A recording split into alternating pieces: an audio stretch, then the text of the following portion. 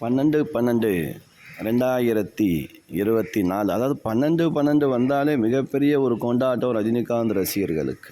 நானும் ரஜினிகாந்த் ரசிகன் தான். எனக்கு இப்போ 41 வயசாகுது.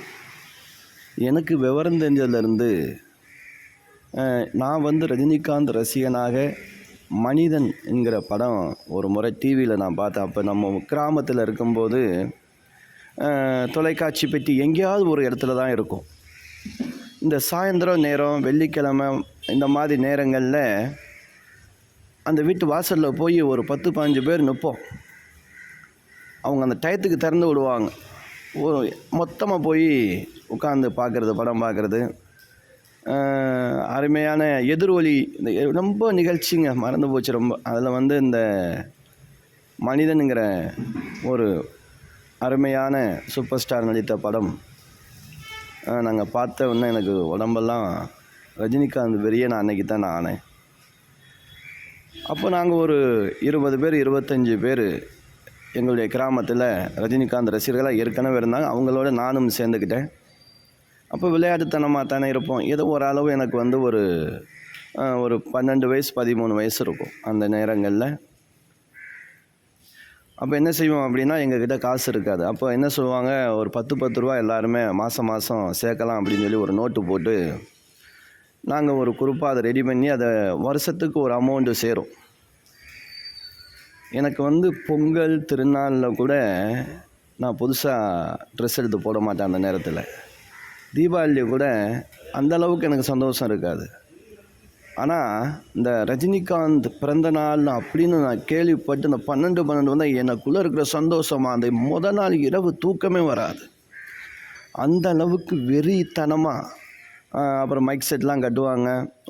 அப்போ வந்து எங்கள் கிராமத்தில் இந்த தென்னை மரத்தில் ஓலை செஞ்ச அந்த இது இருக்கும், அதை வச்சு ஒரு கொட்டகை மாதிரி போட்டு அங்கே வந்து சாயந்தர நேரத்தில் 2-3 பேர் அங்கே உள்ள எங்கள் ஏரியாவில் உள்ள ஒரு சில ரசிகர்கள் நிர்வாகிகள் முக்கியமானவங்க வந்து பேசுவாங்க. பேசிட்டு சக்கரை பொங்கல்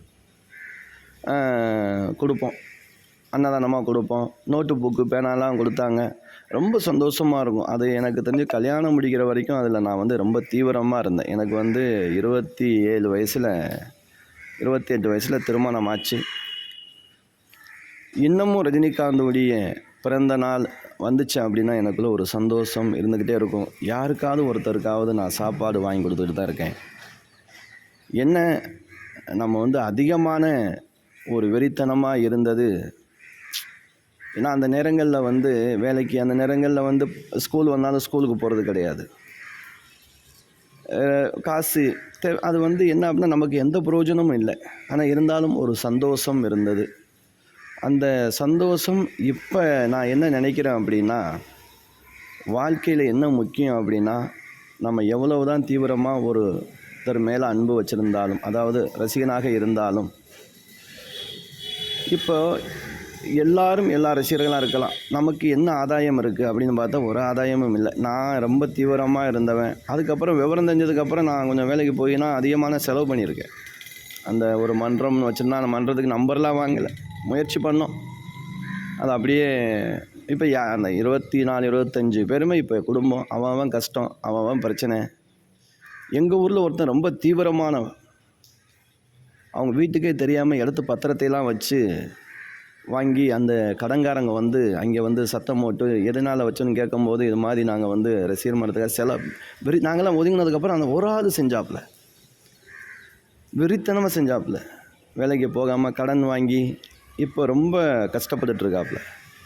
இதெல்லாம் பார்க்கும்போது நான் என்ன சொல்லிக்கிறேன் அப்படின்னா, நம்ம ஒரு ரசிகர்களாக இருந்து சந்தோஷமாக என்ஜாய் பண்ணலாமே தவிர, நம்ம கடன் வாங்கி கஷ்டப்பட்டு நம்ம செய்யணும்னு ரஜினிகாந்த் சாரும் சொல்லவே இல்லை. ஏன்னா ரஜினிகாந்த் சாரை பொறுத்த வரைக்கும் எனக்கு ரொம்ப பிடிச்ச ஹீரோ. ரஜினிகாந்த் படம்லாம் முதல்ல போய் இன்ன வரைக்கும் நான் பார்த்துட்ருக்கேன். ஏன்னா அந்தளவுக்கு அவர் மேலே எனக்கு ஒரு அன்பு, பாசம், இன்னமும் ஒரு ரசிகனாகவே தான் இருக்கேன். இருந்தாலும் அவருடைய சில சொல்லுகளை நான் வந்து இன்னமும் கடைப்பிடிச்சிக்கிட்டு தான் இருக்கேன். என்ன அப்படின்னா, உங்களுடைய குடும்பத்தை நீங்கள் பாருங்கள். இந்த பால் அபிஷேகம் பண்ணுறது, செலவு பண்ணுறது, இந்த மாதிரி ஆடம்பர விஷயங்களை அதை எதிர்பார்க்கவே இல்லை. அதுலேருந்து அப்படியே நானும் பைய ஒதுங்கிட்டேன். இன்றைக்கி ரஜினிகாந்தோடைய பிறந்தநாள். எதுக்கு இந்த வீடியோனா சொல்லுவாங்க ரஜினிகாந்த் என்ன ஒருத்தன் கேட்டான், ஐயோ ரஜினிகாந்த் ரசிகனாக இருக்குது, ரஜினிகாந்த் மாதிரி பேசுவேன் சின்ன வயசில் தானே.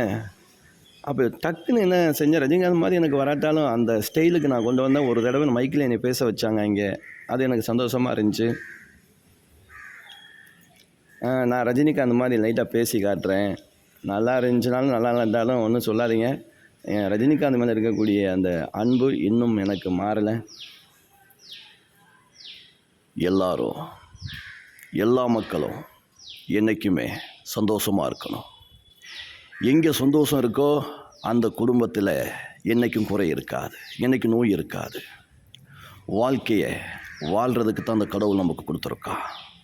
ஒவ்வொரு நிமிஷமும் ஒவ்வொரு நாளும் நம்மளுடைய வாழ்க்கையில் நம்ம முன்னேறதுக்கு என்ன பண்ணணும் அப்படிங்கிறத நம்ம சிந்தித்து செயல்பட்டோம் அப்படின்னா கண்டிப்பாக நீங்களும் ஒரு நாள் உச்சத்தில். இப்படி நான் ரஜினிகாந்த் மாதிரி சில இதெல்லாம் பேச ஆரம்பித்தேன். அப்புறம் பாஷா மார்னிங் பாஷா என்ன சொன்னேன், 7 நாளில் என் கதை நம்பிட்டு சொன்னேன், இனி 7 செகண்டில் உன் கதை நம்பிடுவேன் அப்படின்னு ஒரு வசனம் வரும். இன்னும் ரொம்ப ரஜினிகாந்த் மாதிரி ரொம்பலாம் பேச ஆரம்பித்தேன். கொஞ்சம் கொஞ்சமாக அப்படியே ட்ரை பண்ணி பேசினேன். இப்போ எனக்கு கொஞ்சம் டச்சு விட்டு போச்சு. இருந்தாலும் இப்போ பேசும்போது எனக்கு ரொம்ப சந்தோஷமாக இருக்குது. சூப்பர் ஸ்டார் ரஜினிகாந்த் இன்னும் பல்லாண்டு காலம் வாழணும், அவருடைய ரசிகர்களும் நல்லா இருக்கணும். ஏன்னா நல்ல மனிதர், நல்ல உள்ளம் படைத்தவர், டக்கு டக்குன்னு கோவப்படுவாப்புல. சிம்ம லக்கணம் இல்லையா, அப்படி தான் இருக்கும். மகர ராசி, திருவோண நட்சத்திரம், அன்பு அங்கே திருவோணத்தில் அன்பு, அதாவது பெருமாளுடைய நட்சத்திரம், பாசம் கண்டிப்பாக இருக்கும். அன்பு வச்சார் அப்படின்னா கண்டிப்பாக மறக்கவே மாட்டார். அந்த அளவுக்கு நம்மெல்லாம் எங்கேயோ ஒரு பக்கம் இருக்கோம், அவர் கண்ணில் படவா போகிறோம்.